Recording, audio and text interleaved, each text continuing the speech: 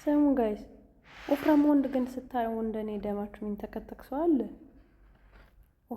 ወፍራም ወንዶችን ሳይ ደሜ ነው ትክትክ የሚለኝ። በቃ በዙሪያ ሁሉ ባይመጡብኝ ነው ደስ የሚለኝ። ለምን እንደሆነ እኔ አላውቅም። ተፈጥሮዬ ነው በቃ። በጣም ተፈጥሮዬ በቃ ለየት ያለ ነው ብዬ ማሰበው በዚህ ነው። ወፍራም ወንዶችን ሳይ ደሜን ክፍል ይላል። ልክ እንደ ውሃ እንደሚፈላ እዚህ ላይ አናቴ ላይ ወጥቶ ቱክ ይላል ነው ምላችሁ። እንዴ እናንተ ግን ገጥሟችኋል? እስኪ ንገሩኝ። ግን ውፍረት ማለት ነው በተፈጥሮ ስንወለድ ወፍራም ሆነን እንወለዳለን። ከዛ ግን እንቀንሳለን። ከዛ ግን በስፖርት በምናምን ማሻሻል ስንችል ዝም ብለን እንተዋለን። በቃ የሌለ ውፍረት ይዘን እንመጣለን። እና ከሴቱም ከወንዱም ውፍረት አለ። ነገር ግን ወንዶች ሲሆን ግን በጣም ነው የሚያናደው። ሴት ልጅ እንኳን አርግዛ ስታረግዝ ምናምን ገንፎ ስትበላ ምናምን ተወፍርና በዛው ትቀራለች። ወንዱ ደግሞ ምን አባቱ ሆኖ ነው ወፍሮ በዛው የሚቀረው? ያለ ሀሳብ ነው እንደሚወጣው። አስቦ ይብላ። እሱ 3 4 የሚበላ ጮማ ካለ አንድ ጮማውን ለሚስቱ ያካፍል፣ ለጓደኛው ይስጥ፣ ለልጆቹ ይስጥ። እንዲሁ ከመጠን በላይ ሸሚዙ እኮ ማለት ነው። ሸሚዙ እንደዚህ ነው የሆነው ላለ እንትን ሱሪው ማለት ነው።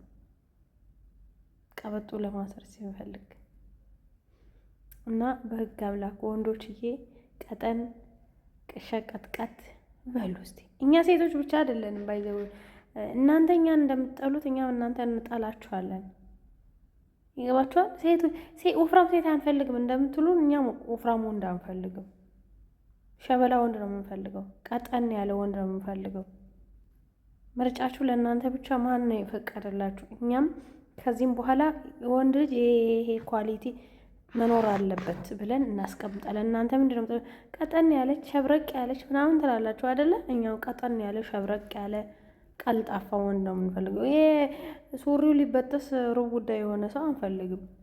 ቀበጦ ማይበቃ ሸሚዝ ማይገባ ይሄ በዲዛይን ምንድነው ራሳቸው ዲዛይን አድርገው የሚያሰፉ ልብስ የሚለብሱ ሰዎች አትሆኑብን። ኑሮም እንደዛ አይደለም። ቀነስ አድርጎ እሺ። ያው ለማንኛውም ይሄን ያልኳችሁ ምንድነው የሆነ ሰው ቀጭን ሴቶች ቀጭን መሆን አለባቸው ምናምን ሲል ሰምቼ ነው። ወንዶችም ቀጠን ማለት አለባቸው። ኦኬ ወንዶችም ቀጠን ሸብረቅ ማለት አለባቸው፣ ግዴታ ነው። ማን ነው ደግሞ ሴት ልጅ ቀጭን ሁኚ ምናምን ብሎ በዚህ ልክ ሀሳብ የሚሰጥ? እኛም ለወንዶች እንሰጣለን። ሴት ልጅ እኮ ትወልዳለች፣ ታረግዛለች። ያኔ አካላዊ ለውጥ አለ። ያን ለማስተካከል ደግሞ ሁለተኛው ልጅ ይመጣባታል፣ ትጨማመራለች፣ ሶስተኛው ይመጣባታል። ያን ሳታስተካክል ሶስተኛው ይመጣባታል።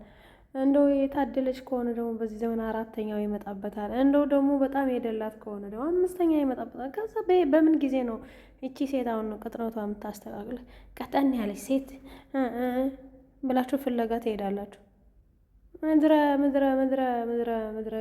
ምንድን ልበላችሁ፣ ሰደበችኝ እንዳትሉ እና አስተካክሉ። እሺ ወንዶች አስተካክሉ።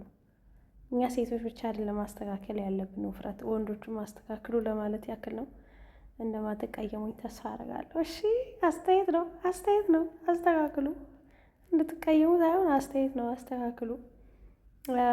ያን ነው የምለው። ደግሞ ሼር፣ ላይክ፣ ሰብስክራይብ በማድረግ እንድታበረታቱኝ ስል በአክብሮት በትህትና ጠይቃችኋለሁ።